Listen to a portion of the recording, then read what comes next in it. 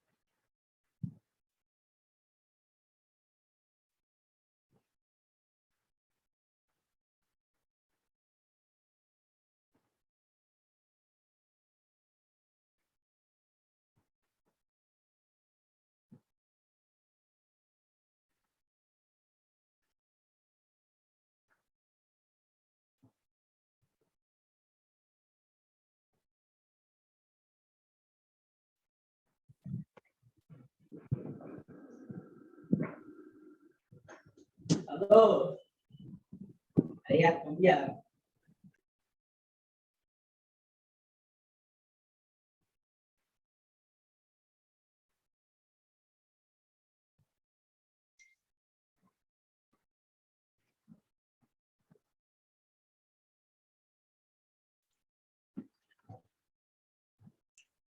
Good evening, guys. You people are able to hear me?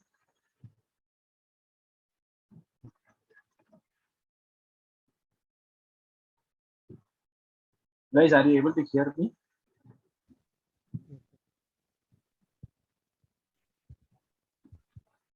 Hello.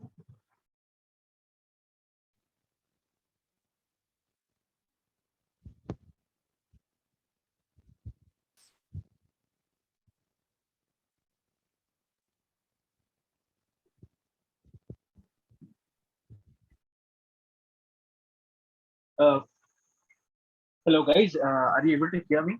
Give me a thumbs up or at least reply me in chat. Yes, sir, you're audible. Okay, cool. So yeah, let's wait for 2 more minutes and then we'll start the session. Okay. Yeah, sir. Yeah.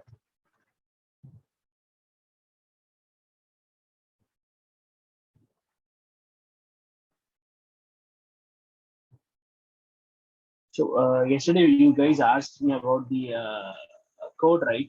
So I'm pasting the GitHub link for the code, whatever we are going to write, right? That will be present in this particular GitHub link.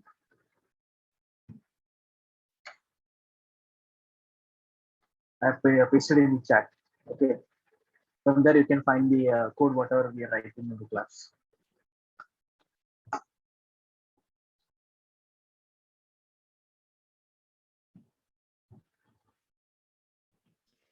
Sir लुआ क्या रहता है sir? लुआ लुआ programming language, मतलब लुआ programming language कैसे रहते हैं सर? मतलब same like a JavaScript? Lua. Lua, L-U-A. Lua. Okay. Okay, that's. I mean, I have not worked on that before. It's similar to kind of. It's similar to kind of. I'm not sure. I have not worked on that before. Let me check and tell you on that. Yeah, okay, sir. Oh, okay. Why wish you are looking into Lua? Actually, some Harvard University offering free courses. So Okay. I joined this course, game Mhm. development. In game development, they are using a Lua, Lua Okay. language.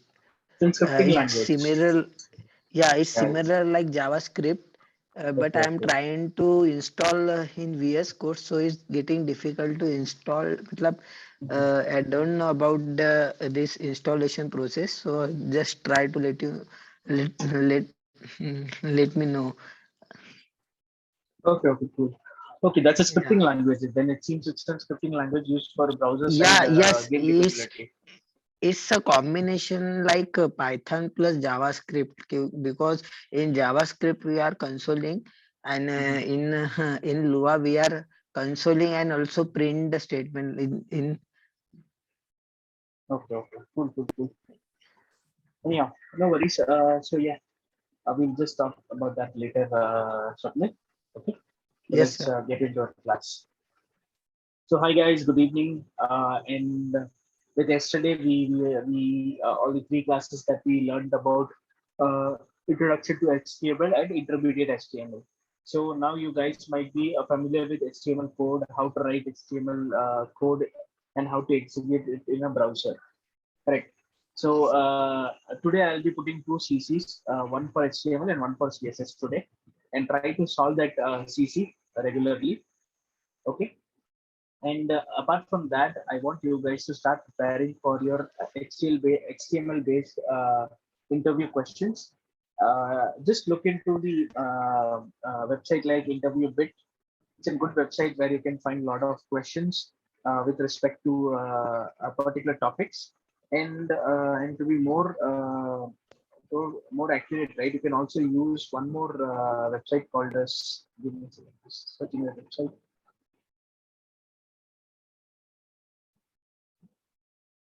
It's called Ambition Box, I guess. Yeah, Ambition Box is an interview. It's an place where you can find a lot of company-based questions. For each company, you'll be able to select each company and the topic. So, what kind of questions that company has asked to the previous in the previous interviews? Ambition Box is that website. Okay. So try to look into Interview Bit and Ambition Box, these kind of websites where you will find company specific technology based questions. Okay, for example, you choose Google and you choose HTML, then you can see list of HTML questions that were asked in Google interview. Okay, so try to learn, solve some questions over there, and practicing is very important. Okay, so never lose your hope on practicing. Each day, practice 1 hour for your DSA. Apart from that, read DSA for half an hour, so 1.5 hours specifically donate for DSA. Then whatever class we have learned and whatever class we have learn those things. Okay, and try to solve all the CC whatever it has been provided. The website name is Ambition Box. Ambition Box, and another one is Interview Bit. Okay, so these are the interviews, and also I also have put it in the chat. Okay, so try to learn those things because it is very important whenever you move towards your interviews, right? So if I'm not wrong, this is a 10 months course, 4 months it's completed, right? For you guys. Yes, sir. So you guys have 6 more months. So I would say the next 4 months, after next 3 to 4 months, right? You should be ready for facing the interview. The last, don't wait till the last month. Okay, don't wait till the last month. Before that itself, you should be prepared for the interview because I think in 3 to 4 months, right, you'll be having a knowledge of DSA, basic programming, system engineer, system designing, then front end, back end, and a bit of database. Okay, so that is how it will get captured. So I think by that time, right, you should start looking out for interviews, start appearing for the interviews to get your skills on your hand. So as much number of interviews you'll attend, right, then you will understand what you people have in your hand. I mean, how much you have consumed and whatever is there in the head of. Okay, so don't forget about that. Okay, just keep focusing on that. Right, guys. So let's start with today's session. Hold on. Sorry. So let's start with today's session. So today's session would be CSS1, which is the first lecture of CSS. And the topics that we are going to discuss today would be what is CSS, CSS basic introduction. Then we will see how CSS is utilized or included in an HTML page. Okay, there are 3 ways to do it, and we will talk about how the 3 ways are done. We will see a live example. Then after that, we will look into CSS selectors, then CSS cascade. Then we look into relative lengths and absolute lengths. So relative lengths and absolute lengths are nothing but CSS properties. So till the fourth point is we will have a general discussion and how the CSS is used like that. And after that, we will start looking into the CSS properties. Okay. The relative length and the absolute length will be CSS properties. From there, we will start with the CSS properties. Okay. So this is how today we are going to deal with. Any doubts here, guys, so far here? No, sir. Okay, cool. So let's move forward. Let's see what is CSS. So CSS, I think you people might have heard before, right? The full form of CSS is Yes. yeah. Okay. The full form of CSS is cascading style sheet. Okay. So CSS is basically when you talk about websites, right? The website has 3 elements. One is the one is called as HTML, then CSS, then JavaScript. Let's compare that 3 things with a human body. The human body, whatever you're able to see from your eyes, right? The head, hands, toes, stomach, neck, chin, these things are nothing but HTML. Okay. Then well, how they are designed. I mean, how beautiful your face is, how clear your skin is, how good your nails are. So the aesthetics part of a human body, we can compare that with an CSS. And whatever it is happening inside your body, the central nervous system takes care of whatever happens inside your body. So that you can compare it with JavaScript. So we have seen the content part, that is HTML. Now we are in the aesthetics part, which is CSS. And why we need to use CSS? See, anyhow, we are going to put it in the HTML. We'll be able to see it in the screen. If you're able to see it in the screen, then why we need a CSS? The actual fact of having CSS is the market. Actual reason we most of the companies rely a lot of things on CSS because of the market, the users, the customers who are going to use this particular product. They need to, yes.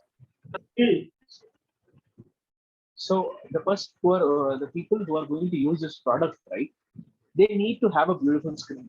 They need to look into something beautiful. Then only the user, how much simple the user interface is. Depending upon that, only the people are going to use an application.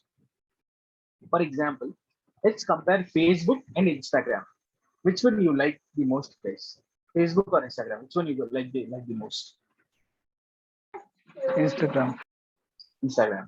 And why you people like Instagram more? Just compare. Facebook you have Instagram, but you like Instagram more. Why? As compared to Facebook, Instagram have many more filters and video making. Yeah, it has more it is more interactive as compared to Facebook. It is more pleasant to see. Whenever you open an Instagram app, right, you are able to pleasantly. It is a pleasant one to see.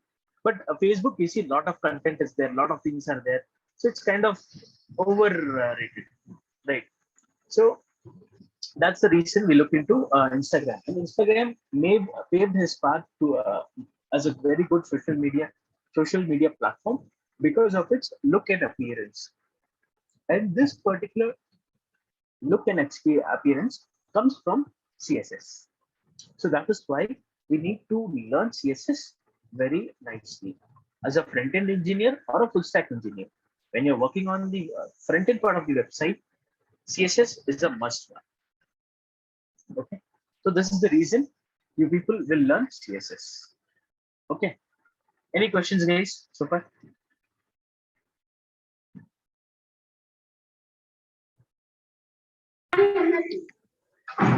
Sir CSS में सिर्फ looking आती है, जिस तरह वो website दिखती है. हाँ, you can say that. Whatever sir things you are going to जैसे क्या क्या Whatever- सर, बैकग्राउंड हो गया, सब कुछ, whatever style, whatever photograph you are going to have, where it should be placed, how it should be placed, whether some kind of filters are applied to that, the color of the text, the size of the text, where should be placed on the website, everything will be decided with CSS.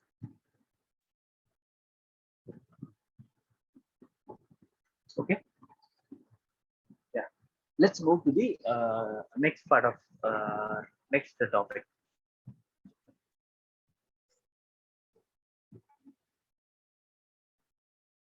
So people understood what the CSS is. Okay. Now, so a basic idea you might have got theoretically about CSS. Now you people need to let's see how we can implement CSS with our HTML. Okay. So there are three ways to include CSS in the website. One is called as inline CSS. Another one is called as internal or embedded CSS. The third one is called as external CSS. So let's see what it is in detail. Okay. The first one is inline CSS. Inline CSS is nothing but inside the HTML tag itself, you can write an attribute called style. And with that style, you people can assign the respective things to it. Respective whatever style you want, whatever CSS you want, you can write it inside. Sorry, guys. So whatever style you want to write, you'll be able to write it inside the attribute value. So that is called as inline CSS. So let's look into this example, and then we will move and code it lightly. Okay. So in this example, if you see, it's a p tag we have, and inside the p tag we have a style attribute.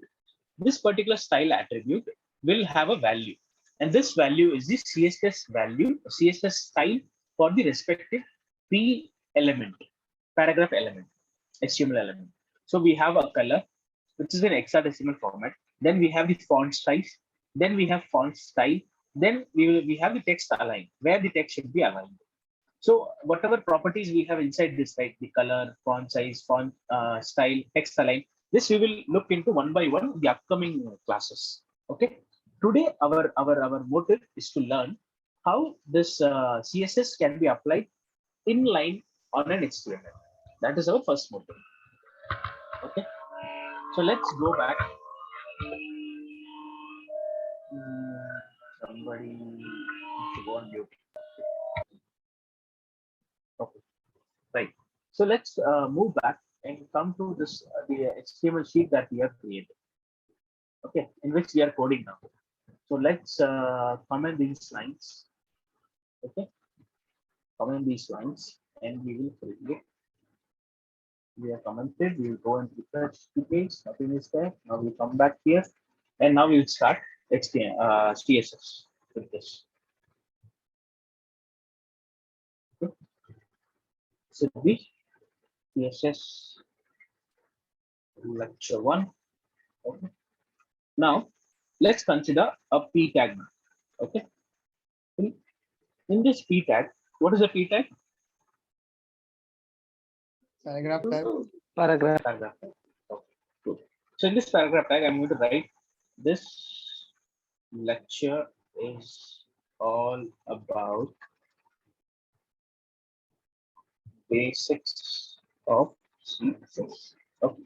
Now let's save this and check whether this get reflects on the screen or not. It got reflected. Okay. Save this and let's increase the zoom strength so that you will be able to see this. Okay. Now let's go back and start writing the inline CSS. So to write the inline CSS, what we need to do is we need to add an attribute called the style with an equal to and this one. So now let's change the color of this particular element. So let's change the color to let's say now it is black. Let's change it to red. Okay. So this is the way we are going to write the style. So style attribute needs to be added for inline CSS, and with that we have two quotes inside which we will write what kind of CSS property that we are going to change, and followed by a colon mark, and what value that particular property will have.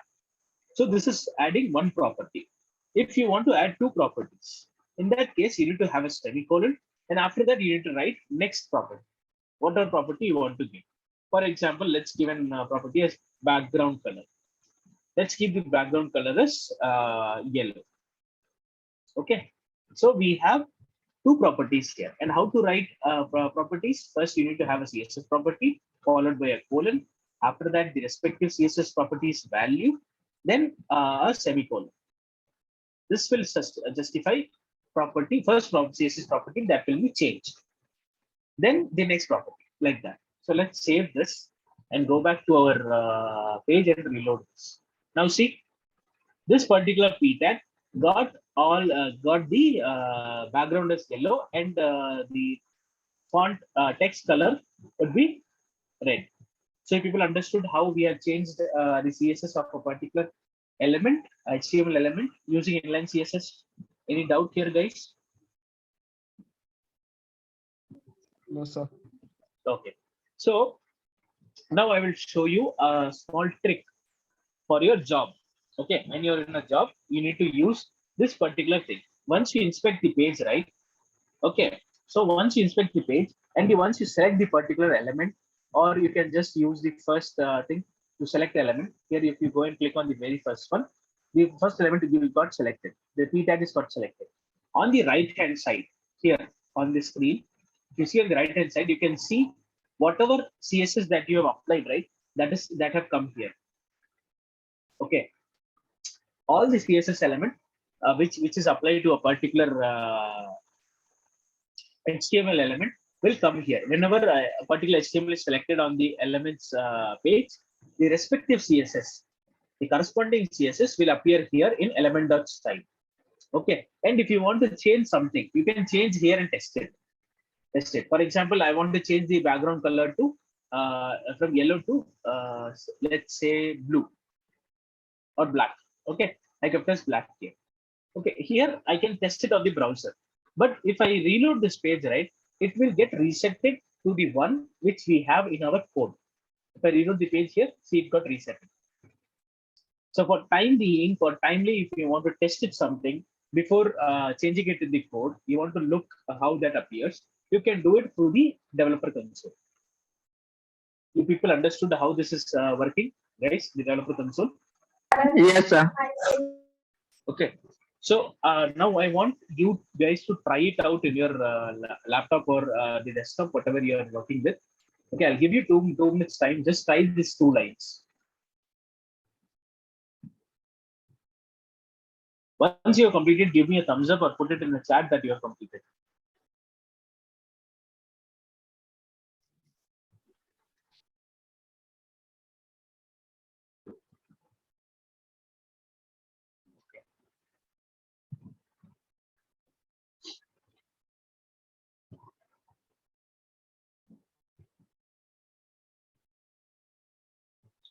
Guys, is it coding with me lively? The class is helping you.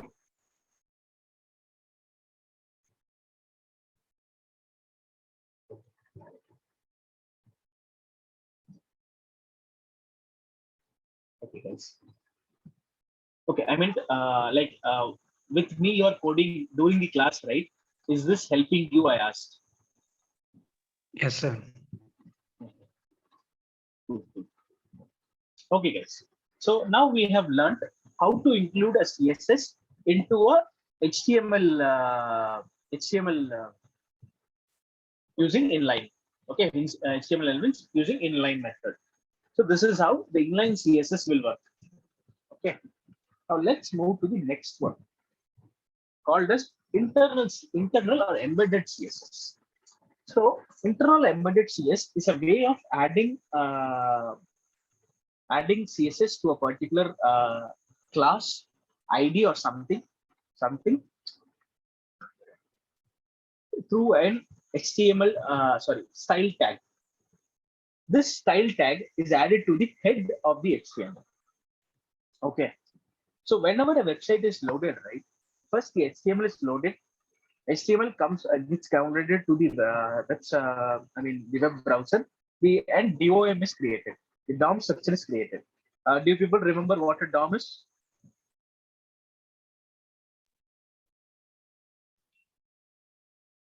Document object model. Yes. First, document object model is created in the web browser. Once the document object model is created, then the CSS is downloaded and it sees the document object model. It finds to which places this CSS needs to be applied. It applies it to the document object model. Therefore, the resultant will be seen on the web browser as a website. After that only this JavaScript will load. So to load the CSS, we need to put that into either inline we can put it, or you need to put it in a style tag. As an example, I have shown it on the right side of the screen in a head tag. Let's try this particular example now. Okay. Instead of putting here, what I will do is, I'll add a name, a class to it. Okay. And class of this particular p tag is p tag. Then I'll add a ID to it. And that ID is p tag ID. Okay. And I can also add a name here, which would be p tag name. Okay. I'll save this. Okay. Now what I'll do is I'll go to the header. And here I will add a style tag. Okay. It's a style tag. We have opening tab and a closing tag. Then what we'll do is we will have a selector. We will write a selector. I will talk about selector next, or the next couple of slides. I'll talk about selector. So for now, we'll have a dot here and a class name. What is the class name? P tag is the class name. And then we will open a curly braces and close a curly braces. Okay. And inside that we will type color. We will take color, and that we will keep it as red. Okay. And we will save this. So this way of including CSS using a style tag in head, right? That is called as internal CSS or embedded CSS. Okay. Now let's go and check whether this works or not. Once I reload the page, see now the CSS this has been applied. So if you check here in the p tag now, here no CSS there, but automatically the p tag. See here we have the p tag, which is the class name, dot represented for class. For each class name, you will be using a dot in CSS. So dot operator, then we have p tag. It will find in the DOM structure. DOM, it will find the document object model. It will find a p tag named class, and it will apply this particular color to that particular HTML element. So sir yes. Sir मुझे समझ नहीं आया क्या हुआ sir यहाँ पे code में Okay. Other people, you are able to understand what happened here actually, or do you guys want to repeat again? Repeat one more time sir Okay. See, what happened was initially in in p tag, right, we return style attribute inside which we have given color and background color. Correct? So that is one way of doing applying CSS to this particular HTML element, this p tag element. So now what we did was we return a class here. We given a class to this particular p tag, ID to the p tag. Okay.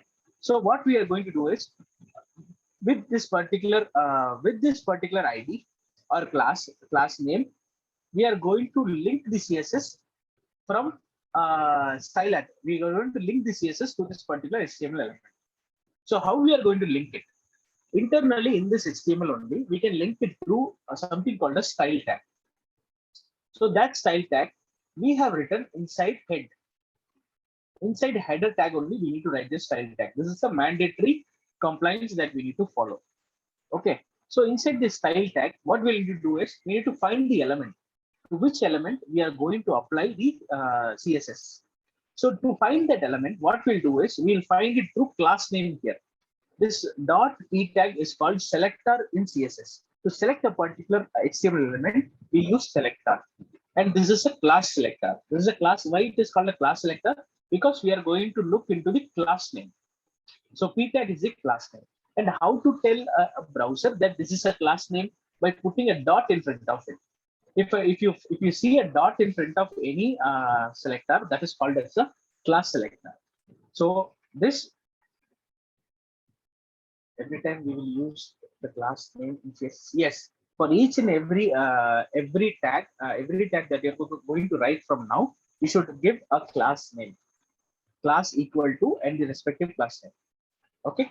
So this is how we are going to keep the class name, class selector here. And whatever properties that you want to write, you can write here. Like I have added a color to this, and you can also add a background color to this as yellow. Okay. So this is how it has been added. So Saurabh, you are able to understand now what is happening in the code now. Yes, sir. Sir, Suraj. The other, sorry, Suraj, sorry. Swapnil and Swapnil, you also asked, right? You are able to understand? Yes, sir. Yes, sir. Understood, sir. Okay. So this is how this loading happens. So what happens is, so every time this HTML page is loaded, the head tag will load. Head tag will load, then body will load. So in the body, it will search for this particular selector. The browser will understand this is a class name based selector. So because of this dot. So what it will do is it will search for p tag named class in the body or the complete HTML document. So whichever classes will have p tag, that will have the color as red and background as yellow. So we can have multiple elements with the same class name. So we have a p tag here. So similarly, if I'm going to write one more p tag, okay, one more p tag which will have the same class name, but I will edit the ID. Okay, I'm editing the ID. I have edited the ID and name. Okay, and I will edit the content also.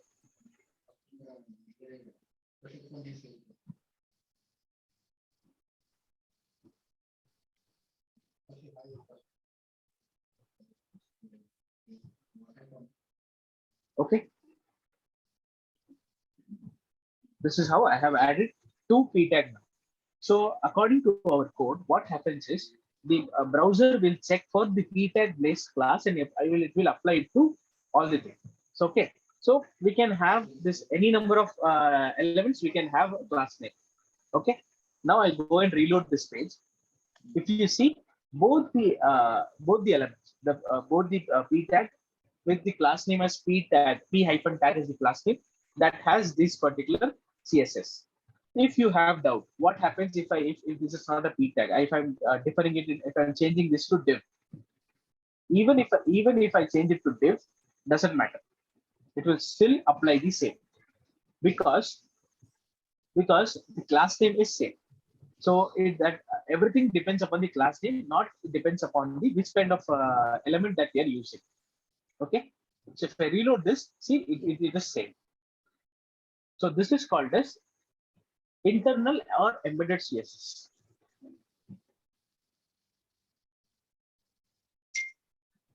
Okay. People understood, right? What this is? Guys, give me Hello. a thumbs up. Yeah. Yes. Sir, if we want two p tags and I want to change only one p tag color, background color. Okay. So on that At time, that what time, we you just need to okay. Let's try that also. Okay. Here this is a p tag. Okay. What I will do is I'll change the class name. I'll change the class name. Yes. Let's consider I have kept this class name as STEM. Okay. I'll save this now, and I'll go and reload this page. See, it is only applied to the p tag class name. Is your question answered? yes, sir. Sir, then why you are using ID attribute here? If See, we can use. There is no need of using ID attribute or class name attribute here. Not required for our code. But it's a good. Always, it is a good practice to have it. We can select a particular HTML element through class name or ID also. That we will look into selectors. Different type of selectors we will look into that. Okay. okay, sir. Saurabh, is it clear to you? Sir वो div tag वाला फिर से बताइए एक बार. Okay. See, if I want to have a div tag here, okay, I have a div tag here, okay, and I want to apply the same CSS as I have applied to the previous p tag. If I want to apply the same CSS to the div tag also, then I need to maintain the class name as same. Why I am maintaining class name as same?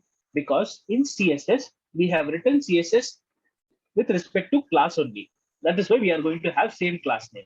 If I have written the CSS for ID, in that case, I will have same ID for both to maintain the CSS for both the things.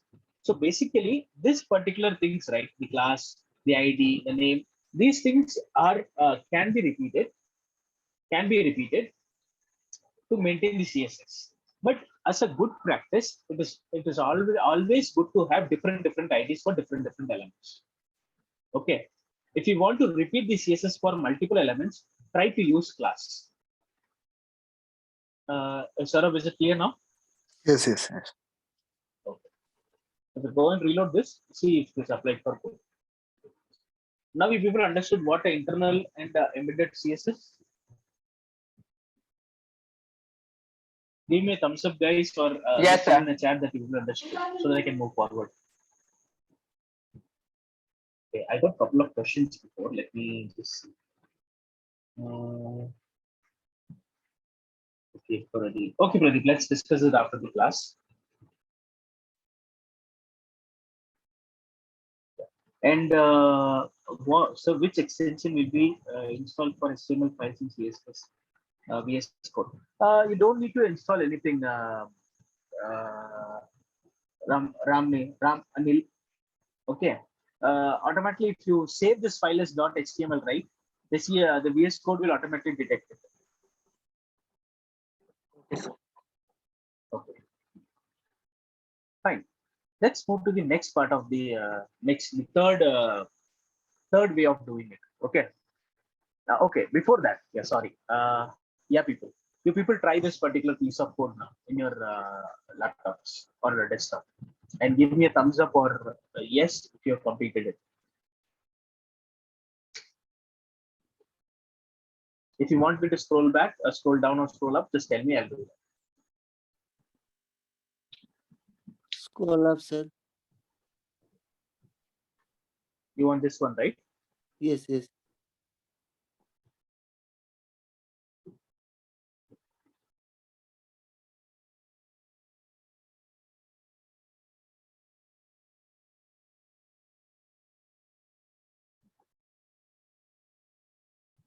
This is this type.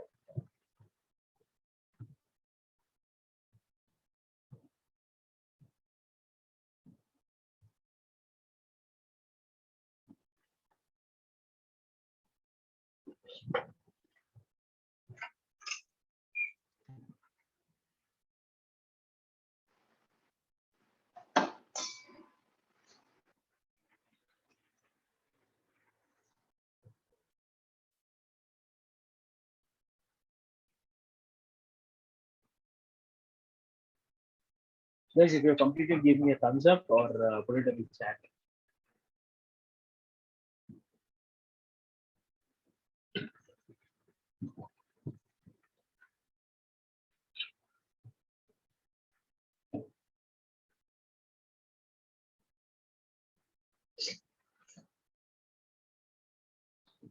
Guys, am I going fast with the class? Are you people able to follow, or do you want me to slow down?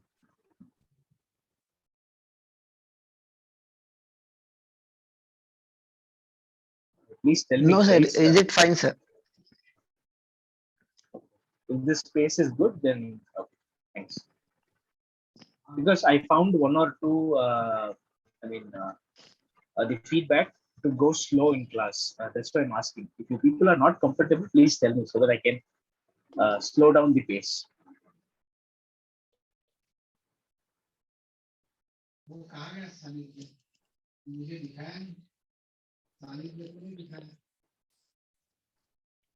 Okay. Okay. Cool. Okay.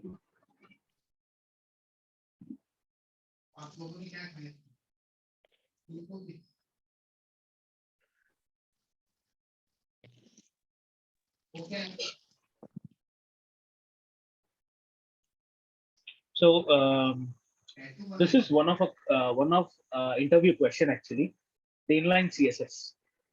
There was a question in Facebook interview for software developer one interview where they asked the question was what is the disadvantages of inline CSS?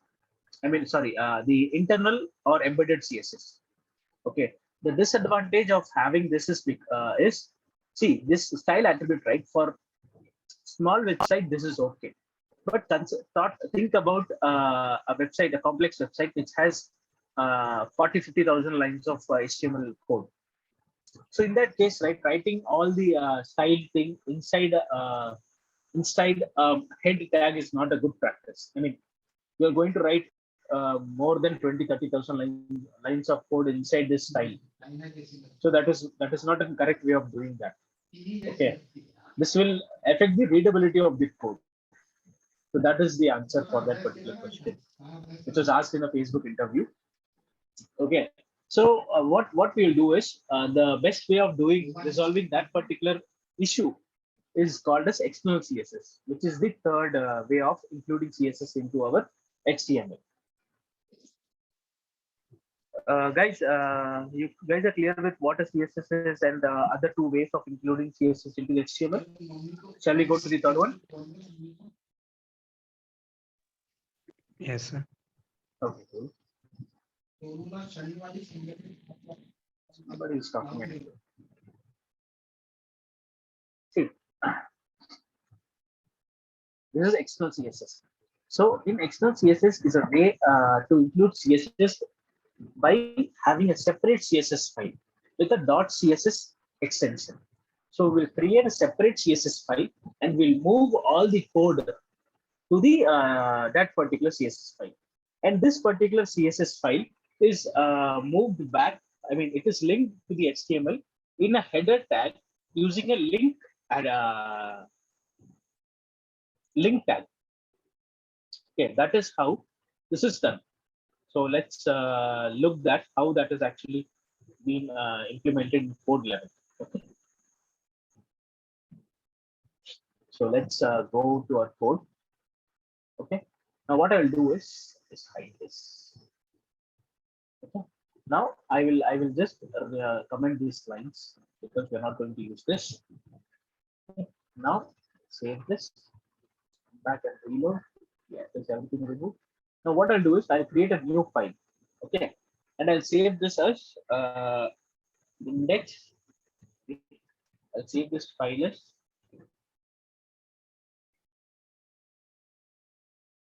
index.css. Okay, and I'll save this file. So now this is a CSS file. So how to write a comment line. So Swapnil, to write a comment line, right? What you need to do is you need to have a less than symbol, then an exclamatory mark, and double hyphen, and it should end with double hyphen and a greater than symbol. And whatever you write inside this will become a comment. So this is how you will write a comment, Swapnil.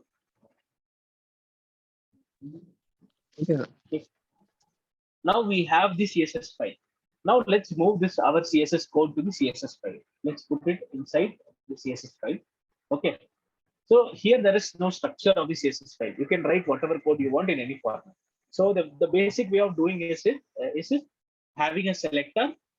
The selector will come first, and after that you have it is followed by open curly braces and close curly braces, inside which the respective styles are given to the p tag. Okay, so this is a way to do this.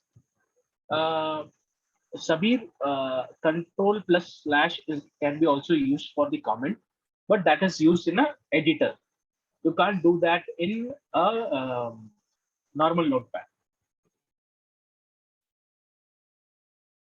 Okay. So yeah, like coming back. So we have a separate CSS file now, the same directory, and we have this file, and we have moved our respective CSS styles to the index.css.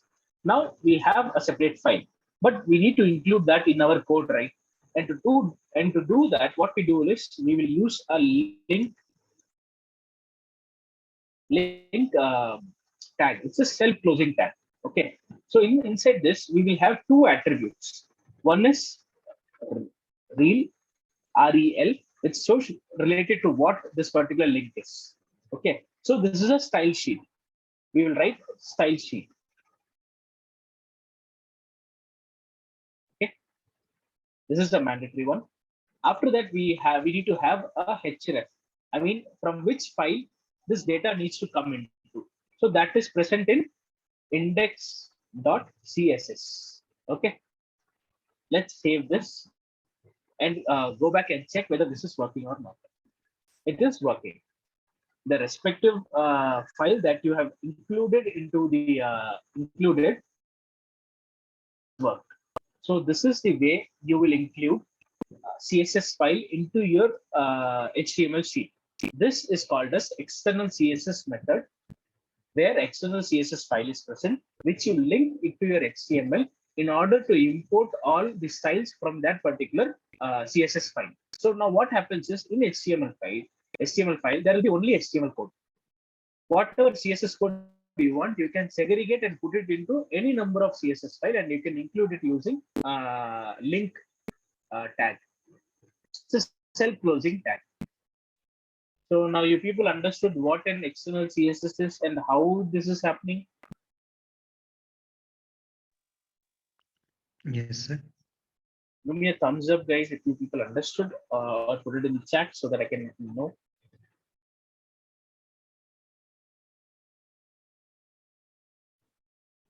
Okay, guys, that is great. So now I'll ask you to try this same thing in your laptop or desktop or computer, so that we can move to the next topic. Once you are 100% clear with this, then we can move to the next one.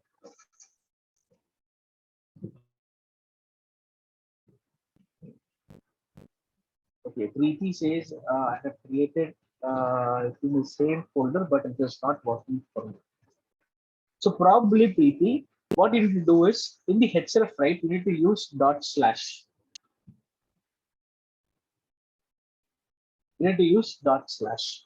Try using dot slash. I go here and reload this. Still, it will work.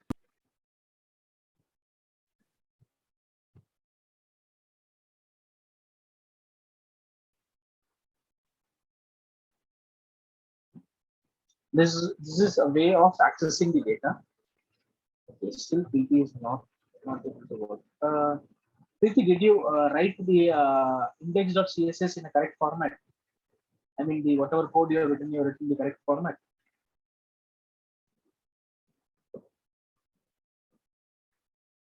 And whatever tag name you have given here, the same tag in HTML.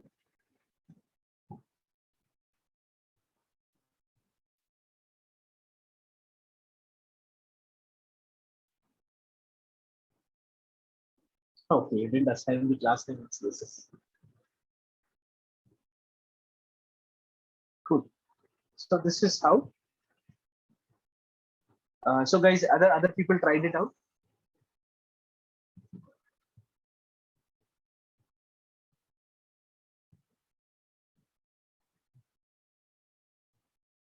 Cool. Seems a lot of people have tried it out. That is great. So now in this case, right, this is what we have talked about HTML, CSS. So all these three methods can be used simultaneously. See, I have written I have given the respective p tag here. Now if I remove this background color, okay, I'm removing the background color from the index.css, and I only want to give for p tag. So what I'll do is I'll write an inline CSS here. I'll write style equal to background color is yellow.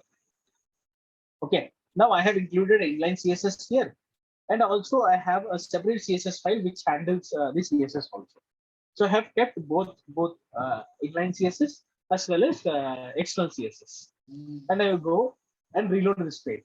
Now you see, for inline CSS it has applied, for external CSS is also applied. So even if you use inline CSS, external CSS, or internal embedded CSS all together in a project, it will work fine. There is no hard and fast rule that you should use only one type of method to include CSS. Understood, guys?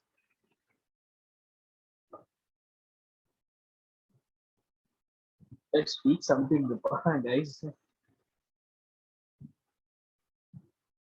Okay, thank you. So this is how this particular thing we have added. Cool. Now I'll just remove this side here. Save this. Let's move to our PPT. So you know now, right, how to include a CSS. Okay. So let me show it again. Somebody see, in p tag, right, I have applied a inline CSS here. Okay, and we have the respective external CSS also. In external CSS, I have removed um, uh, the background color. Okay, so if you see, I have applied the background color here. Okay, if now I go to the page, right, in p tag the background color should be there, and for div tag the background color shouldn't be there. If I go and reload this page, that is exactly what we wanted. Let's say कि अगर हमने मतलब दोनों में ही same class name को use किया है और हम दोनों में ही बैकग्राउंड कलर स्पेसिफाई कर रहे हैं, मतलब सीएसएस में भी और मतलब जो मतलब क्या कहते हैं यहाँ टैग में भी हम डाल रहे हैं, तो उस टाइम पे वो किसको यूज करेगा, मतलब इंटरनल को या एक्सटर्नल को? See, both will be applied. Both will be applied, and which is applied at the last, that will be taken. नहीं, हमने That is same called properties डाल दिया, जैसे दोनों में हमने Yeah, पीटा that's कलर what भी I'm डाल telling दिया. you. हाँ हाँ. That's what I'm telling you. So first, the internal inline CSS will get applied. Okay. So in the inline CSS, what color it is there, it will get applied first. If it is yellow only, it will get yellow. After that, the external CSS will get applied for the respective class name based tag. So at that time, if yellow is there, it will remove the yellow and it will apply it again. Okay, that means the priority of the external CSS will be high. I mean, that will be applied if we No, have these it's same not. properties. It's not about It will if you want overwrite to, it. It will yeah, overwrite overwrite it. And how the overwriting happening is it's not based upon how you are writing the CSS. It's based upon which property, which style is coming at last. Okay. Okay. Which property is getting as last? That one is called as this CSS. So let's try that also. Okay, let's go to the next topic where we will learn this. So let's skip some topics and move to the CSS cascade. As Preeti have asked the question, we will look into CSS cascade. So CSS cascade is a way, is a scenario what Preeti has asked now. It's a scenario where two different styles are applied to this single tag. So see, let's consider I have a background color is yellow here in p tag, and in external CSS I'm going to give background color is black, and let us see which color is applied to the site here. If I reload, see for the external CSS got applied for p tag, but the inline CSS has overridden it. So that means that the external CSS is applying first, and after that only the inline CSS is getting applied. So in this case, if you see here in the left hand side of the browser, the p tag, this particular value comes from the external CSS, right?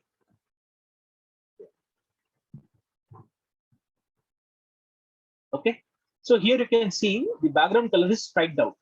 That means this color, this particular background color has overridden. Preeti, now you understood? Okay. So if you want the black color only, not this yellow color, the black color should supersede. In that case, what you need to do is you need to use a very specific keyword called as important. You need to have an exclamatory mark and you need to type important. Okay.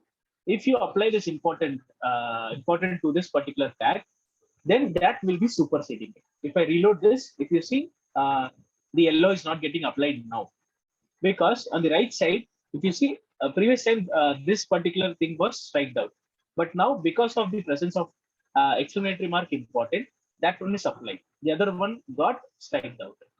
So now you people understood what CSS cascade is and how CSS is overridden and how to stop that. Guys, give me a thumbs up if you guys understood. Sir, And also, we want to change the color only 11 p.m. we only want to change the color for the 11 p.m. Yes, sir.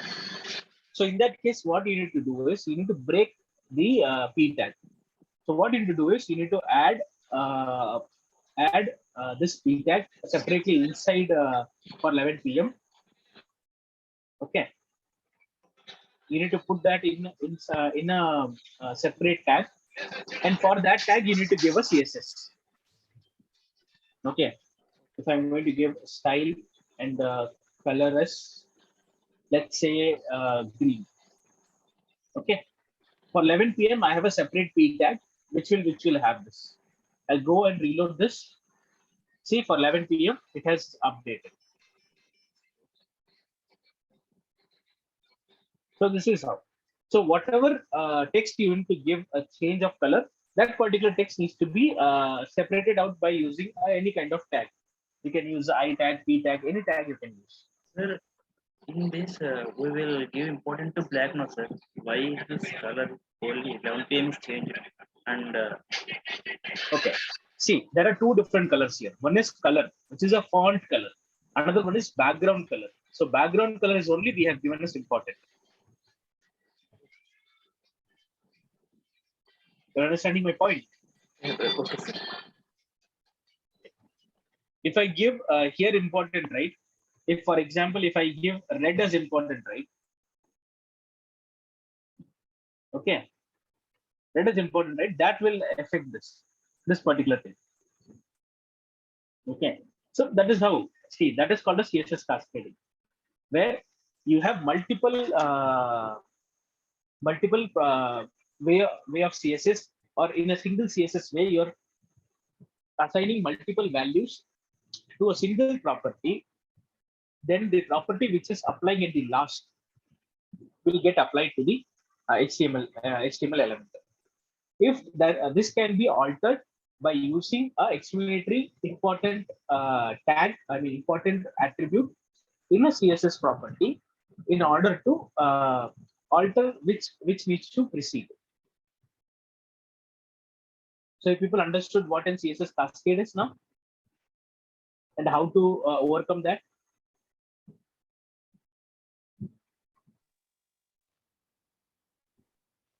Give me a thumbs up or at least reply in chat there so that I can move forward. Okay. Now I'll give you 2 minutes to apply this, whatever we have done now. Try this out in your laptop or desktop or computer so that we can move forward.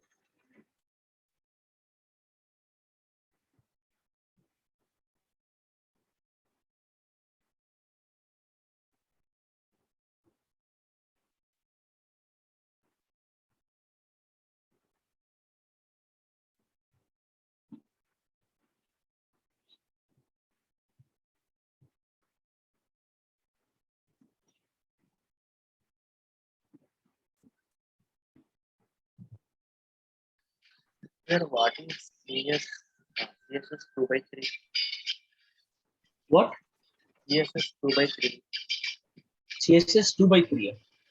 Actually, in some job description, I see that they ask CSS 2 by 3. That means CSS2 or CSS3. So CSS have different versions.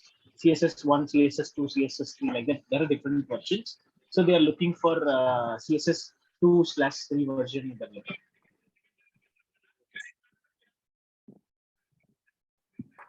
So I have a doubt here.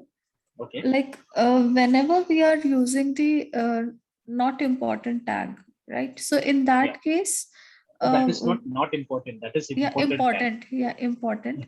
So in that case, what is happening? I mean the internal Okay. CSS is not getting applied. No. Don't see. I told you before only. Don't get confused. Internal CSS, external CSS, or inline CSS. Don't. That is a way of including CSS. Okay. But the important tag what it says is to the rest. So there is a way to get applied to the CSS. Let me draw it and show you, explain you guys.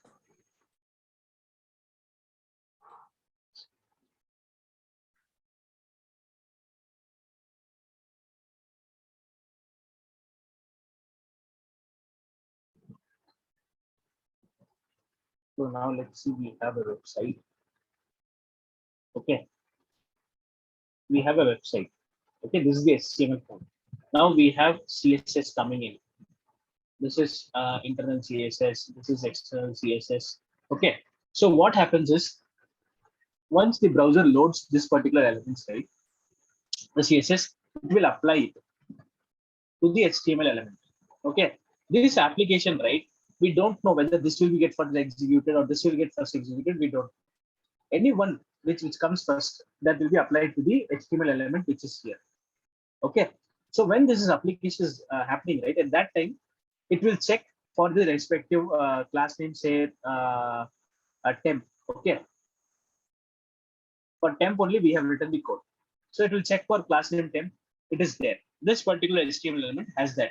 So whatever properties, CSS properties that has value here, it will apply it into this. Okay. The first one. Any one of that will apply here. This. So at that time, it will check whether any one of the property has explanatory important tag. If it is there, it will fix that property for this particular HTML element. Again, so next time it will load some other CSS. Here, if it finds the same temp class, so it will apply the new properties to this. So the properties which have explanatory important, that particular property will not get altered. That will continue. The other properties which don't have explanatory important tag, that will get updated. You understood now? Yes. Oh, cool. Guys, any other doubts here, guys?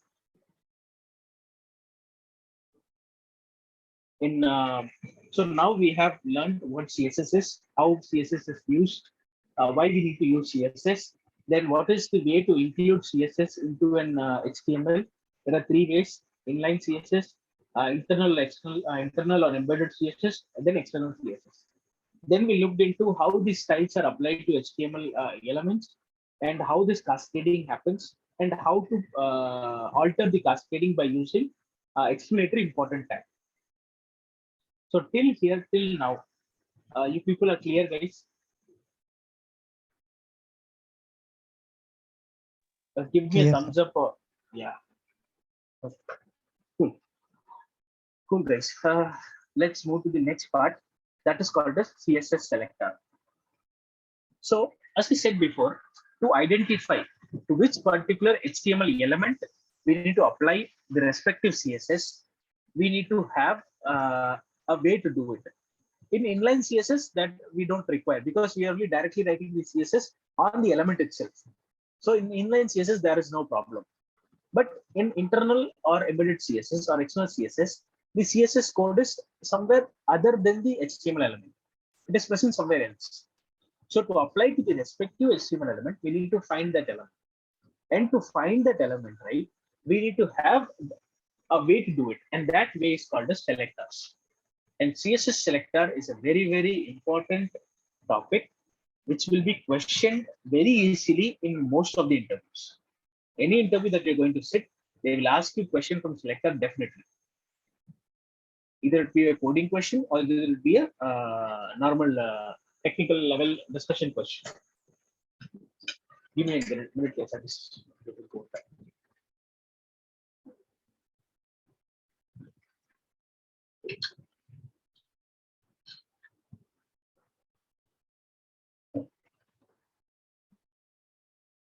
Thank you, guys. Okay, so in CSS selectors, right, there are 5 ways to do it.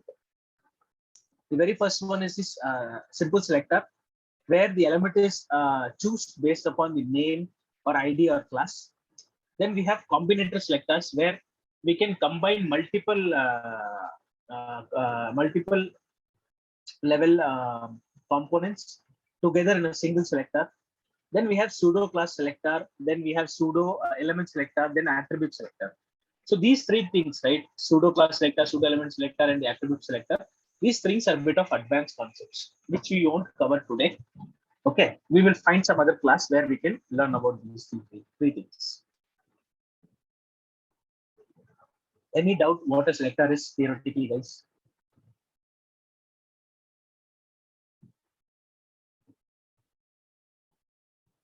Yes or no? Guys, give me a thumbs up if there is no doubt so that I can move forward. Cool. So let's move to the simple selector. So in simple selector itself, there are a lot of selectors. Okay. So we will look one selectors, and then we will try to give some code into that so that we can get a clear knowledge in that. Okay. So the very first one is CSS element selector, which is through selection by element. Okay. So here we don't have class, we don't need a class name or ID name or anything.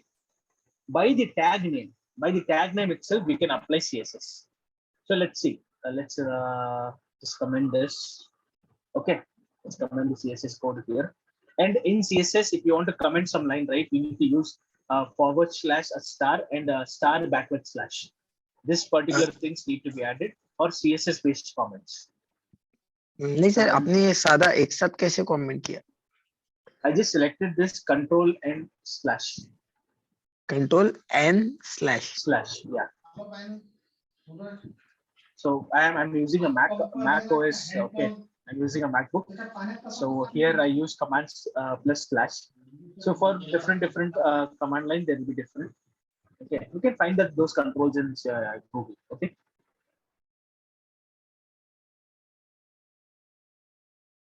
Okay. Okay. Yeah. So yeah, let's move to the next question. So we are talking about element selectors. So if I want to have I have 2 elements here. One is a div and another one is a p tag. So for p tag, I need to have a red color font. So on the p tag, I'll write color is red. Okay. And for div, I want to have color is green.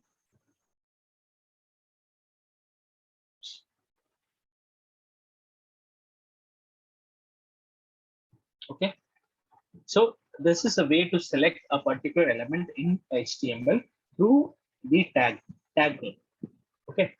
So if I go and refresh here, you can see for 1 minute, I have applied this style here.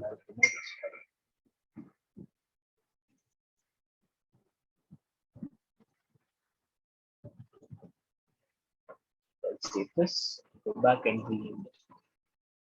Okay. Now see, for p tag, it has applied the red color, and for div tag, it has applied the green color. So for this particular thing, right? If I have 3-4 p tags, okay. Let's write a few p tags more here. Okay, here I'll write ABC. Then another p tag I'll write DEF. Then I'll write a div tag now. Inside which I will write this is div. Okay, let's be consistent. So I'll just add the same thing. Just okay. Now I have one, two, three, three p tags and two div tags. Okay. If I go here and reload this, you can see all the p tag are in red and all the blue div tag are in green. So this particular selector, the element selector will select all the elements which have p in the HTML and apply red color to it. You guys understood what CSS element selector is and how we can use it? Give me a thumbs Sir, up. guys. repeat, sir. Okay.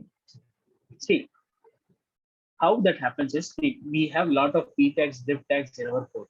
Okay. If for all the p tags, if I want to apply the font color as red, and for all the div tag, if I want to apply all the font color as green. For what I can do is I can write a CSS element selector. The CSS element selector is nothing but the tag name. So the tag name is p and tag name is div. So for p tag, I'm going to write the color as red and the color as green. So how this the particular browser will know whether this is which kind of selector it is. So for browser to know this is a CSS element selector, we will write directly the tag name. No dot, no hash, anything, nothing. We will keep in front of it. So with this, if you write a plain tag name, it will automatically understand that that is a CSS element selector. So it will apply this to the respective elements in HTML. So you can see it has applied. Understood, Suraj? Yes, sir. Yeah, Pradeep, you have any doubt? Sir, once can you open that PPT? PPT, okay.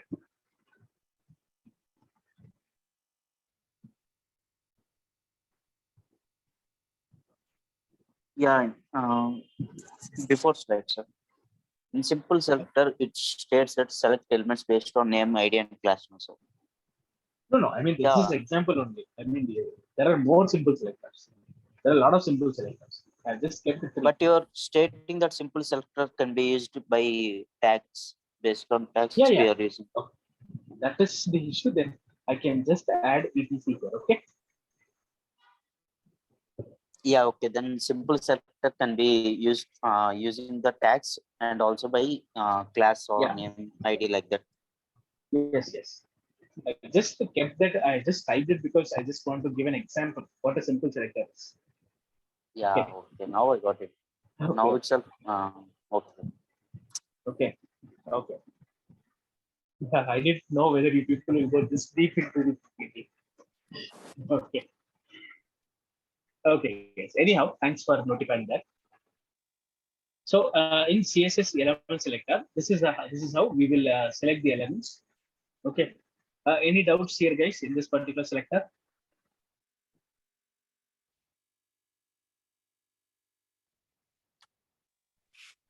Okay, cool. Let's move to the next type of selector, which is called as CSS ID selector. How to identify an ID and how to select that particular element. So, for example, let's for now let's comment these. Let's remove this image. Okay. Now we have ID here. We have written the IDs here. Okay. Now we need to select this particular HTML element through an ID in CSS file.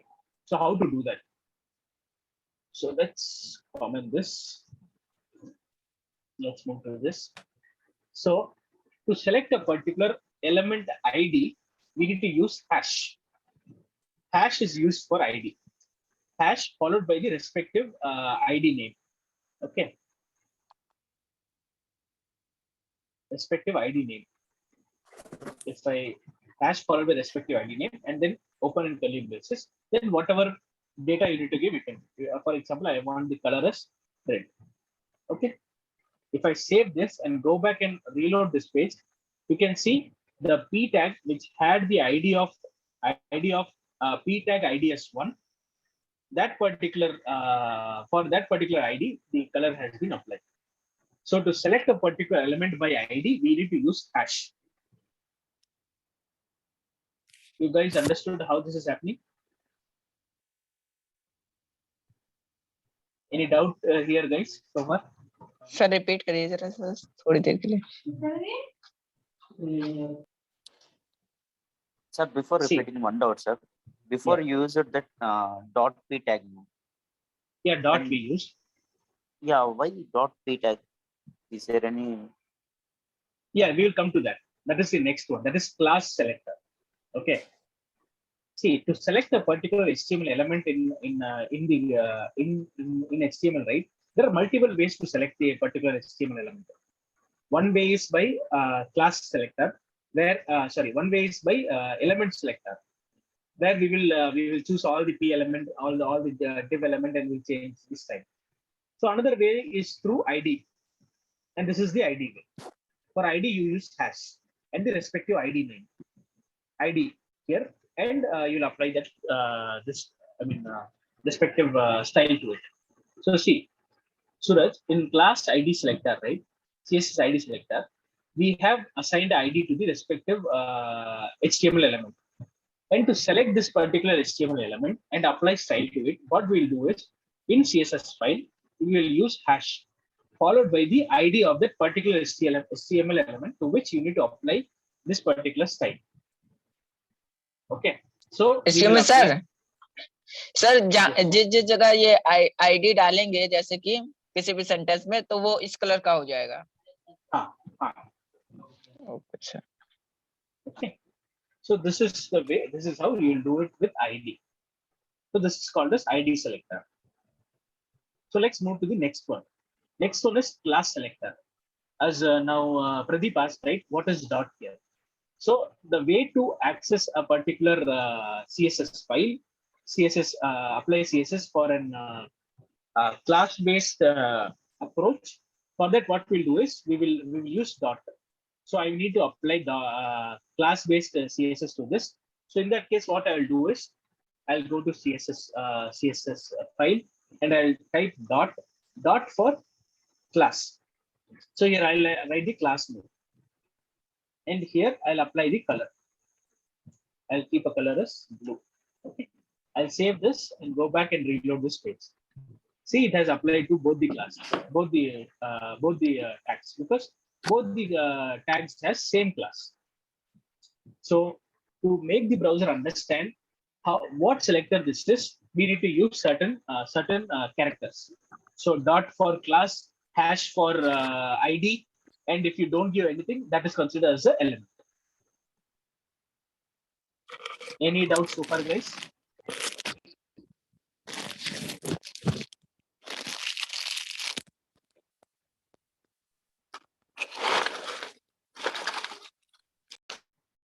Okay.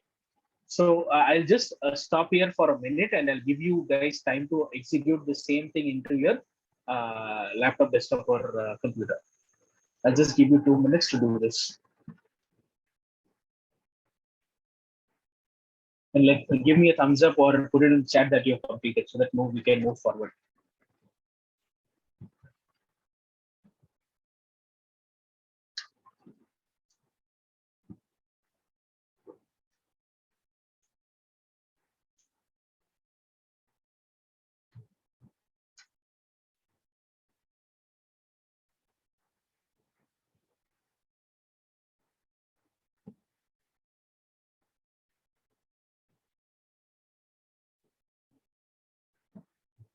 Guys, are you trying this?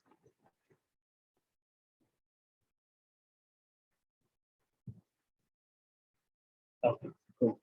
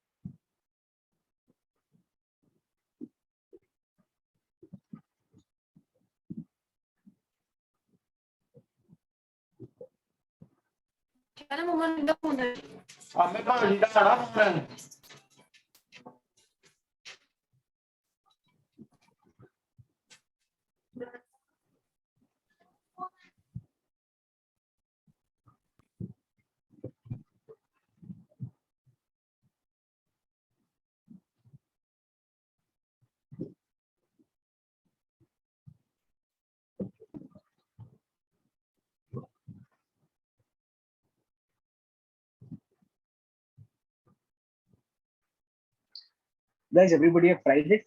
Shall we move forward? Yes, sir, we can. Okay, thank you.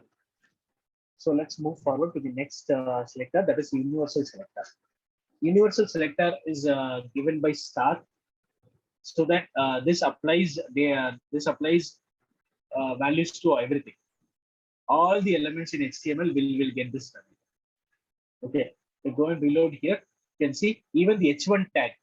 Till now we didn't change for the h1 tag, right? But even the h1 tag, everything for every element in HTML will get updated if you use star as the selector. Star is called as a universal selector. Any doubts in the universal selector, guys? Sir, No, explain sir. please. Okay. See, universal selector is a. See, I have removed all the HTML, so everything is in black now. Okay. Now I'm going to use a universal selector. Universal selector is denoted by star and followed by open and close curly braces. So I'm going to give the color of this particular thing to, let's say, some different color. Okay, let's give crimson. Okay, I've given crimson color to this.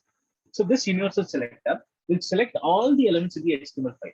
It will don't leave anything. It will select all the elements in the HTML file and apply this particular style to it.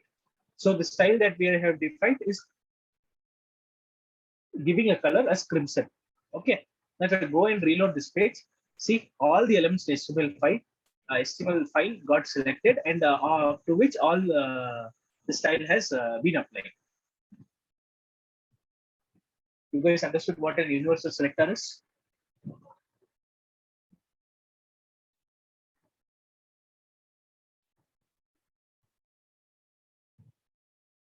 Yes. Whenever you are using an universal selector, it will update all. It will select all the elements in the CSS. Sumitra.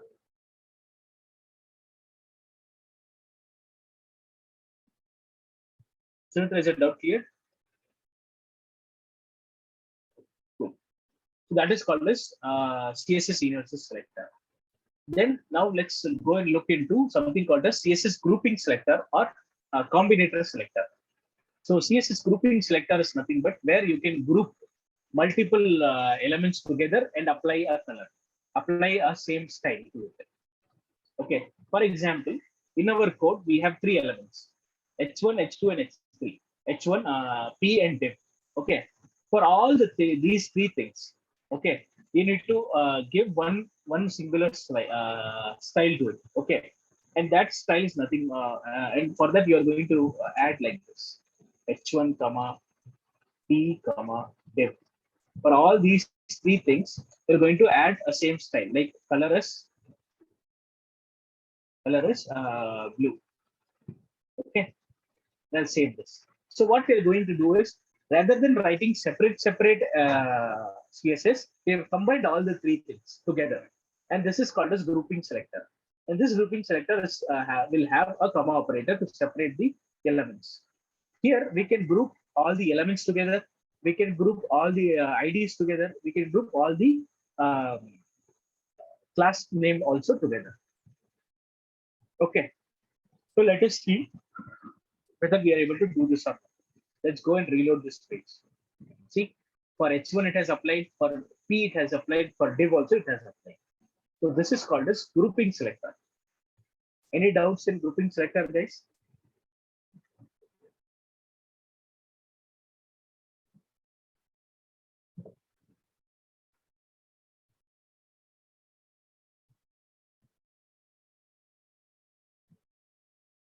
Okay, see, Sumitra, I'll come to your question. Let me re-explain this topic and then come to your question.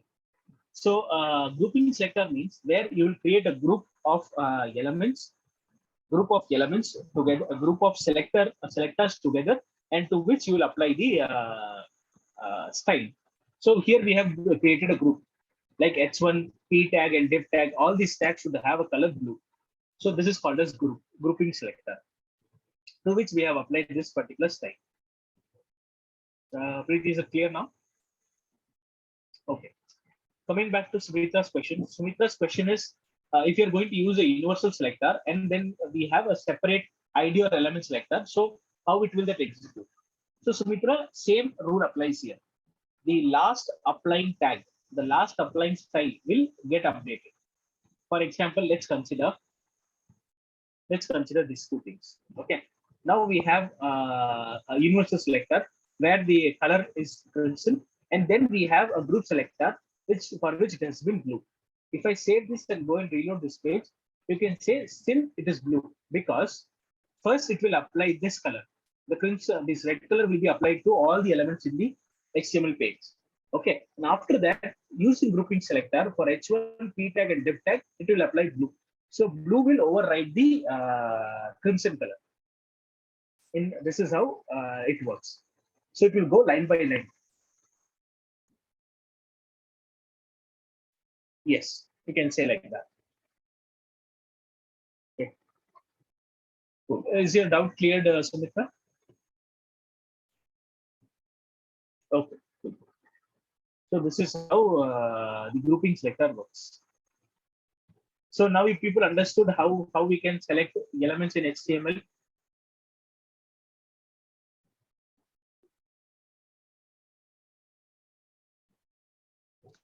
Okay. Yes, sir. All these selectors, the element selector, ID selector, class selector, then grouping selector, universal selectors, combination selectors. You guys are able to follow? Yes, Hello. sir. Okay, guys. So you guys are also clear with CSS cascade, right? We have discussed it a few slides before. So let's move to the next one, which is called as the CSS properties. So far now, what we have discussed is what CSS is and how to include CSS. Then how we are selecting elements in HTML in order to apply the CSS properties to that particular HTML element. So here till here, now you people are clear. Now we will learn about what are the properties there in CSS that can be utilized. Okay. The very first property and very important property also, because from this property, this particular relative length, right? There are questions being asked a lot in Google interview, Microsoft interview, Amazon interview, and you can also say a Honeywell interview, like that. So there is this one particular question which has been asked in a lot of companies interviews. Okay, that we will discuss about that.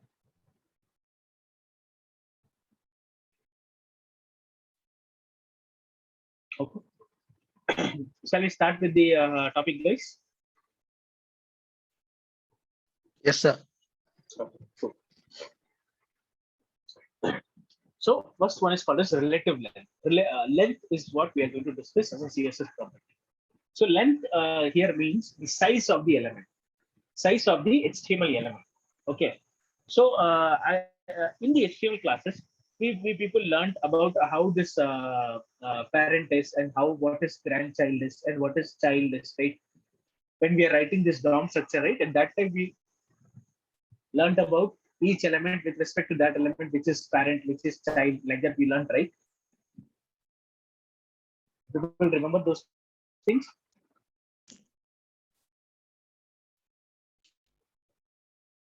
Give me a answer, thumbs up or a reply in chat so that I can confidently move forward. Okay, cool. Okay. So what we are going to do is, in this, we are going to use W3 School's website's code base, coding structure, so that it will be more easier for us to learn it quickly. So there are two types of lengths here. One is absolute length and one other one is relative length. Absolute length is, see, in terms of HTML, in terms of any website that you're going to develop, right? So this particular website can be loaded in anything.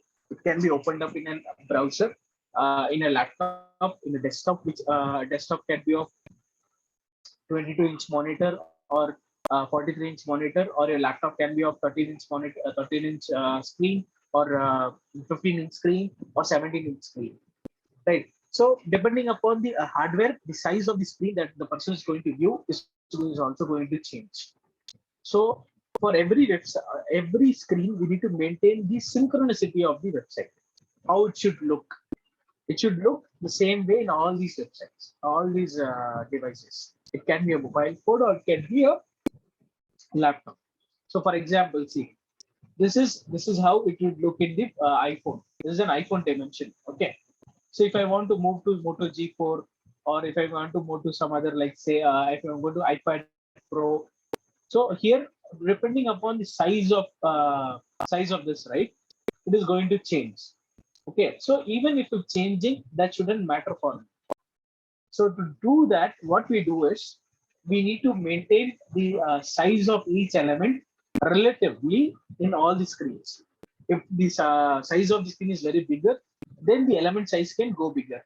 If the size of the screen is smaller, then the respective element size should be become smaller so that all the content will come in the same page. If people understood what problem we are facing here in terms of size in different devices, anyone They are is they not are able to. adjusting by screen sizes. Yeah, they are adjusting by screen sizes. That is true. But you people have seen this problem before, right? Because in one screen it will be correct, another screen it will be kind of distorted, right? So sizing is a very big problem because the customers today are using different devices. You can access Facebook in your laptop, in your desktop, in your computer, in your TV, in your mobile phone, anywhere. So the experience of using the Facebook should be same in all the devices. So to do that, we need to look into the sizes.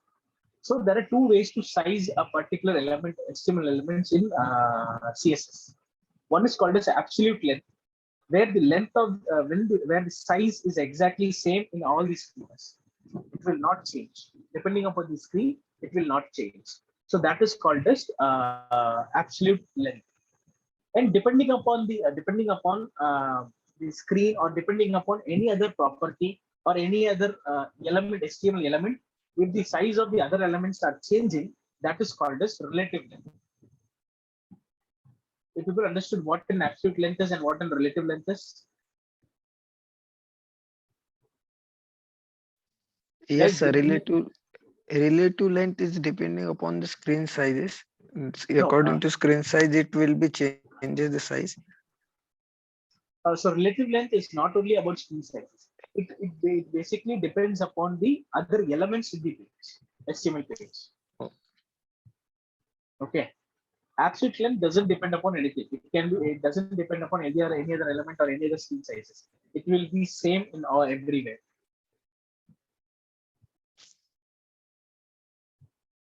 Okay. Yeah, Preeti, we can say that absolute is kind of fixed and relative it's going to be of variable length.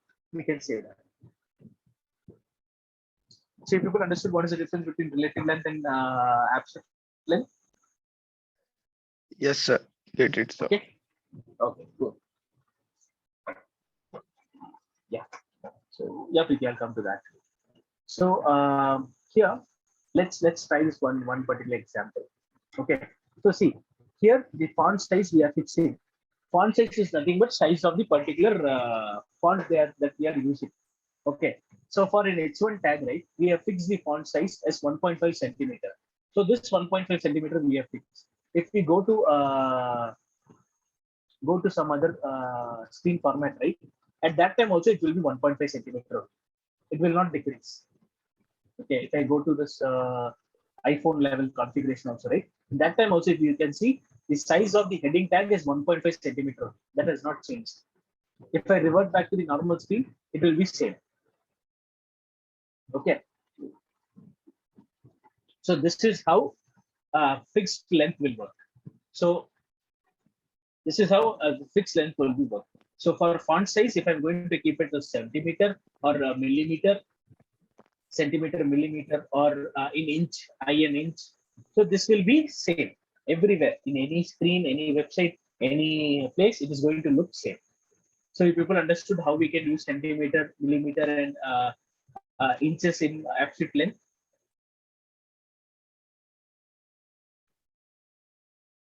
Guys, give me a thumbs up if you people understood. Otherwise, I'll Yes, sir. give Yes, thumbs sir. up. Okay, cool. Okay. So next, now let's move to the other two things, other three things. One is PX, another is PT, and another is PC. Okay. So what is that? So PX is nothing but pixels. So for a screen, right? For a screen, the number of pixels might get different because the pixel will be depending upon the size of the screen. So for very small small devices, the pixel will be less. For very big screens, the pixel will be very bigger. Okay. So basically, the pixel is considered as 1/96 of 1 inch. Okay, and a point is considered as 1/72 of the 1 inch. And PC is considered as one Picas is nothing but 12 points. Okay, so these all the three things are fixed because it is a part of 1 inch, right? That is why these pixel PT and PC are fixed. Okay, and let's try it with an example and see how that is. Okay, see here in font size we are fixing it at 50 pixel. So this is like this. Okay, if I go to another screen, make this as another screen, right? Even there it will be the same 50 pixel because the 50 pixel is nothing but 50 into 1 divided by 120 50 divided by 96. That is the that many inches the particular value is. So that is why this all these three lengths are fixed. So it will be same in all the devices, all the screens. Any doubt here, guys, in this particular absolute length, guys?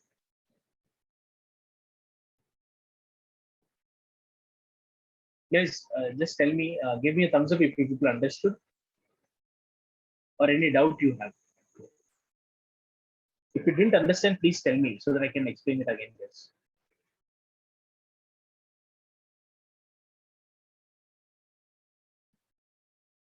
See, nobody answered this question. So shall I consider that everybody understood this? At least give me thumbs up or write it in the chat so that I can understand. Yes, I understood, sir. Okay, great. Fine. So I think this is how the absolute length is all about. Okay. So now let's move to the relative lengths. Okay, relative lengths is kind of a bigger topic. So I'll try to finish it off as much as we can in this particular session, or we will extend it to the next session. Okay. So let's start with the first one, which is called as EM. It is element size. Okay. So let's see what that is. So what happens is the EM, right?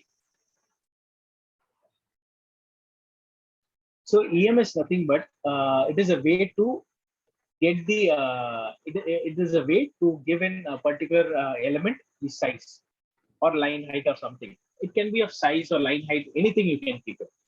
Okay. So what that happens is, what it will do is, the EM will take the parent element's value. So for example, the parent element here is the div is the parent element. Okay, div is the parent element, and span is the small child element of the div. Okay, so for div, right, whatever size it has given, the font size is 30px. So 30px is the parent size of the div. In span, we have given a 0.5 EM. So what it will do is, it will find 0.5% of 30px, the parent element, and that is the size of the span's font size. So what it will do is, the 0.5 EM means 0.5 into 30px. So that is how much? 15px. So 15px is the size of the span. So EM is nothing but it is it is a value, it is an unit which considers the parent element. So it will check for its parent element size, and from that it will derive its own size. This calculation will happen on real time on the screen. Okay, so this is called as EM. You people understood what an EM is and how it is used? Sir, Repeat. Yes, sir. Okay, cool. See, let's remove these things. Okay, let's remove these p tags, all the three p tags. Okay. So now we have a div tag and a div tag we have and a span tag we have. Okay, let's write it. Certain part. Okay. So the div tag's font size is 30 px. Okay. The div is the parent and span is the child. Is this clear now? Yes, sir. Nice. Okay. Okay. So the EM unit depends upon the depends upon the parent's CSS. Okay. So if I'm going to use EM for the span tag, that means 0.5 EM is the font size of the span tag. Okay. Now what it will do is it will check its parent. It will check its parent, and the parent is div. And for div, the font size is 30 px. So what EM will do is it will take 30 px as its base value, and it will calculate its own font size by multiplying to it. So 0.5 into 30 px is equal to 15 px. So 15 px is the size of the font size of the span. This is how the EM unit is calculated and converted to px. So EM completely depends upon the parent. So you understood, guys, what an EM is and how it is used now? So can you please change the font size of span, like 0.5 to 1 EM? Yeah, 1 EM. I'll keep 1 EM now. Okay. Now let's run. See, it has changed it to same value. Yes. Okay. Don't consider whatever written inside the span tag because that is hard coded. Don't consider that. See the difference in size. So 1 EM means 1 into 30 px. That is 30 px. So the size became 30 px. If I put it 0.3 here, in that case, if I run this, see, it has become very, very small because 0.3 into 30, that is nothing but 9 px. So the size have become 9 px. So if people understood what EM is and how it is related to the parent and how it is calculated. Yes, sir. So EM always depend on parent, no? Yes, EM always depends on parent.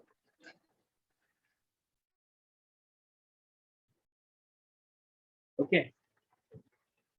So if people understood what EM is,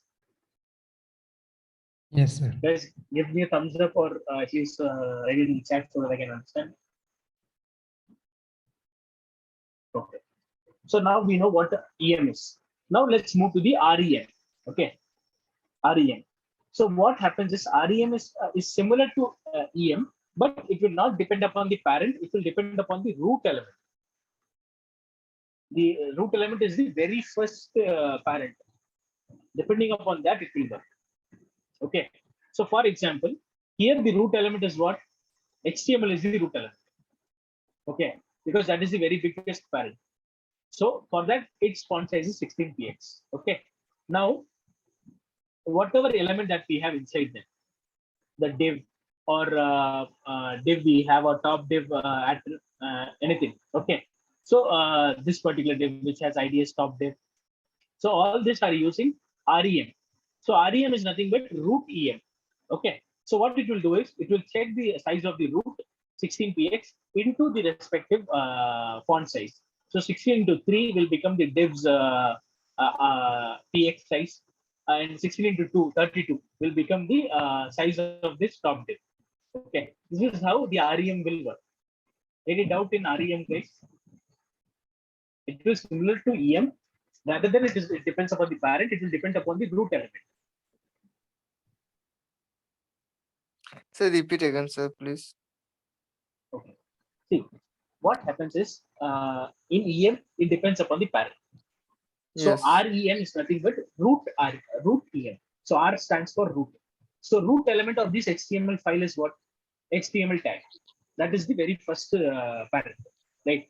That is the very first tag in the HTML file. So that is the root element.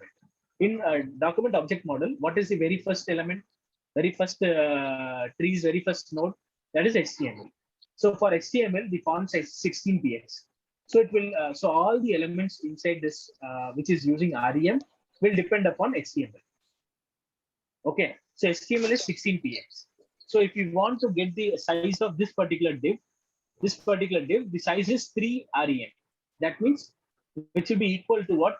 It will be 3 into 16 px. So that will be the size of font size of this div. Okay. 48 pixel. Now people understood what REM is. Yes, sir. Any doubt in REM, guys? No, sir.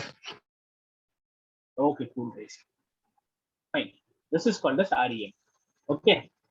Now let's. Okay, there are few more things, but it's almost we have only 10 minutes left for the class to end. So I will take these other relative links tomorrow. Okay. Let's move to the MCQs. Yes. Any doubts? Any doubts so far, guys? No, sir. Is I'm going too fast or too slow? Is everything okay? Oh, sir. Okay. Yesterday you sent a Git repo in that the files are not opening. Files are not opening. Okay, let me check. Not working. Not opening. वो file का issue है sir, वो आपके Mac में open होता है, इसमें नहीं होता. Okay, get it. This is a key-based file, right? Okay, I'll convert that Yes. into PPT and I'll put it here. Okay, I'll print. What I'll do is I'll put PDFs here. Okay. Sorry. I forgot. Sorry, it's been like I'm using Mac for a very long time now, so I just forgot. Sorry, guys. Sorry. Really sorry for that. For the code base, what I've sent that you people are able to open.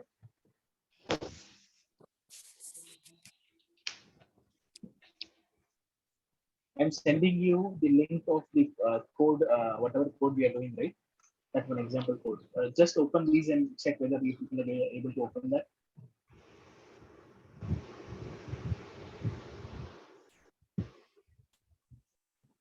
Sir, can you please send me your repo link? Yeah, I've sent it in the chat.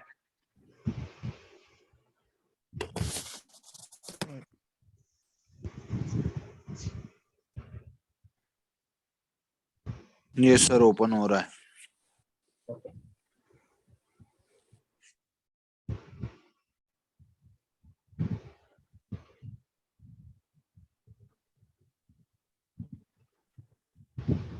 Okay. Guys, I am posting the first MCQ that is for 2 minutes. Please go and submit your answers. I posted, guys. Go and check it, please.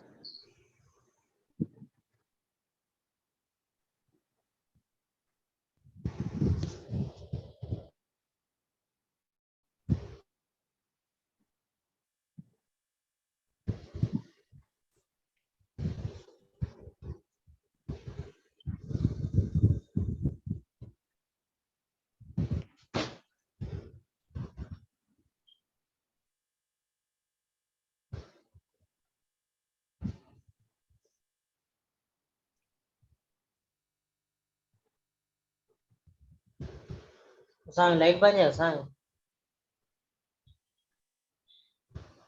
Guys, I have created the second MCQ. That is also for 2 minutes. Please go and answer that.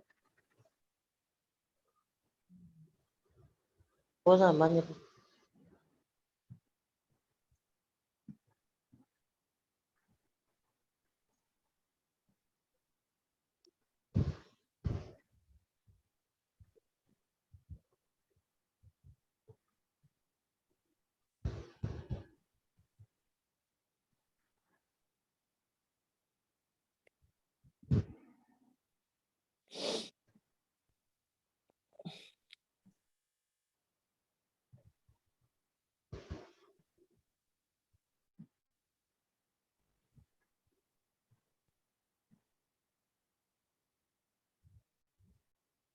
Guys, I have created the third MCQ. Please go and attend it.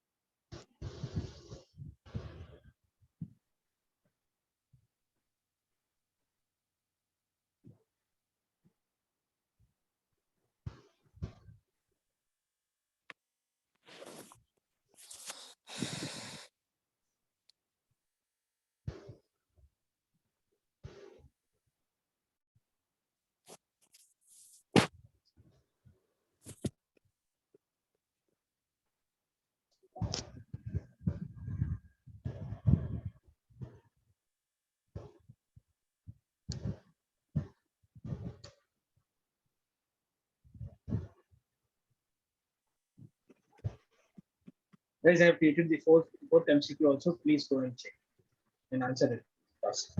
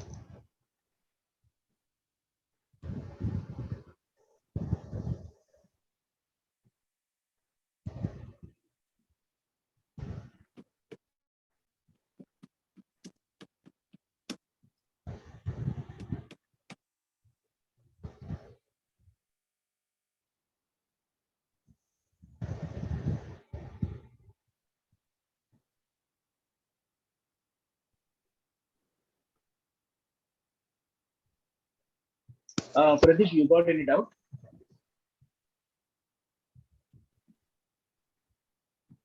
Hello, sir. Yes, Pradeep. Yeah, before I said that. Yeah. You are Let's wait. making it. Let's wait. ఎవరు book చేసిర్రో వాళ్ళ phone number కావాలట Sorry, Pradeep, you are saying something, right? Yes, sir. So before you are making any changes in VS Code, right? Then it Yeah. was showing 2 minutes back committed changes like that. How we can get that, sir? Using Or gitlens. if we, what? Gitlens is No, not in the VS Code also, sir. While we push anything into GitHub also, it will show 2 minutes ago it was pushed like that. It will show, no, sir. How to in make GitHub. that by doing it?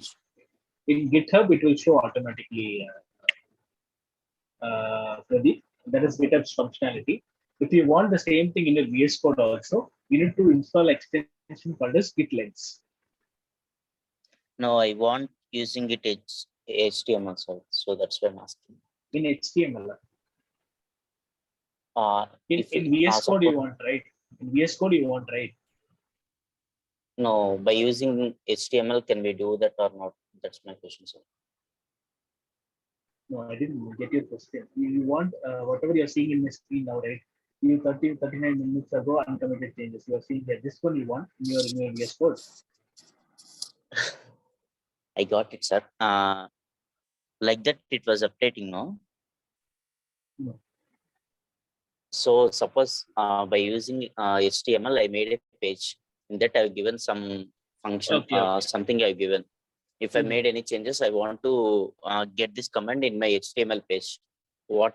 How to make it? That's what my question. No. Okay. Now I got your question. So that can be done through state management.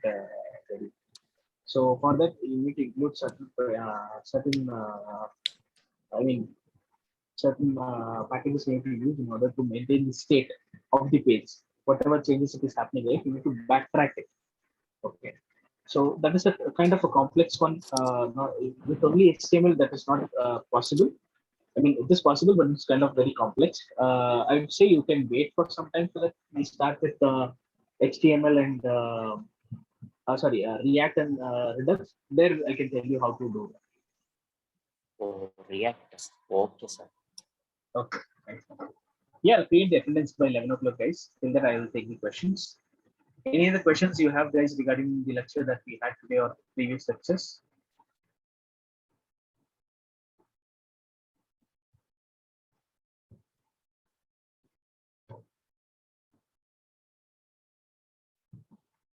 Any doubts, guys?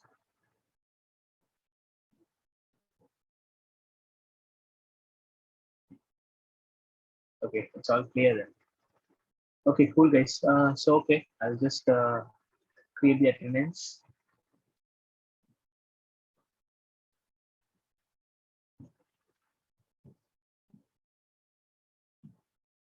Okay, I'll just add the link for tomorrow's topic.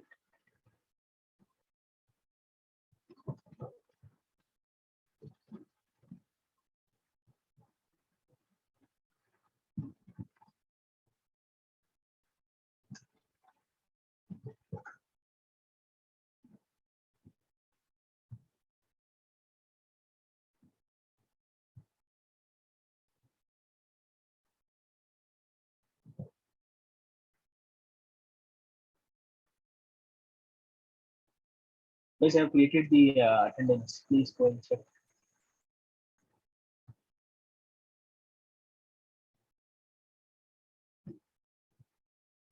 Are you guys able to see the attendance?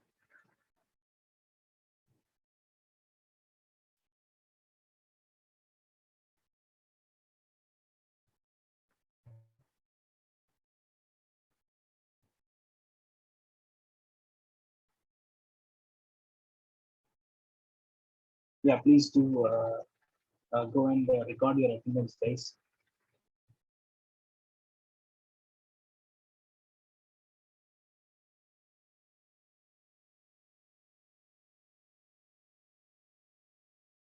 Yeah, guys, you guys can leave the class. That's all for today.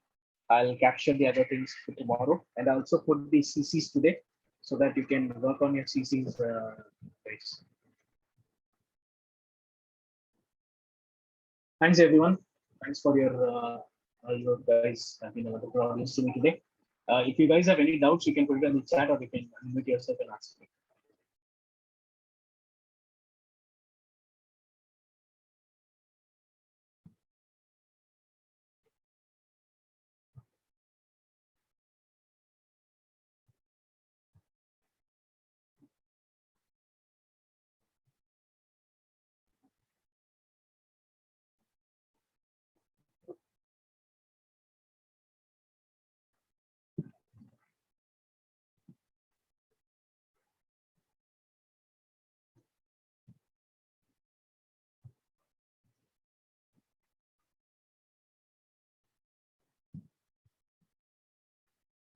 Thank you, guys. Bye. Good night.